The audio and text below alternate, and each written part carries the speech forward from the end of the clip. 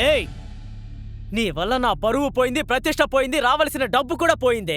ఇంకెప్పుడు నువ్వు నా ఇంటి గుమ్మం కూడా తొక్కకూడదు. నీ వల్లే నేను నాశనం అయిపోయింది. ఎంతైనా నీ చెల్లిరా, ఇలా తిడతావా? ఏట్రా ఇలా మాట్లాడుతున్నావు? తొందరపడకు, ఓపిక అడగడానికి పట్టు. మనుషులు లేరనుకుంటున్నావా? నా మాట దయచేసి విను. ఎవరు మాట్లాడకండి. ఏమన్నా? మావయ్య తాళి కట్టు. ఏరా తాళి కట్టమంటే ఇలా నించున్నావేంట్రా నువ్వు ఉండమ్మా. ఎద్దులాగా? ఇదిగో చిన్నప్పుడు పట్టుకో. ఏదో అంటుంది, నువ్వేంటమ్మా? మాలేసుకోరా. తను నీ సొంత మరదలే కదరా. ఏమంటున్నావు? తాళి కడితే ఏంటి తప్పు? కట్రా తాళి.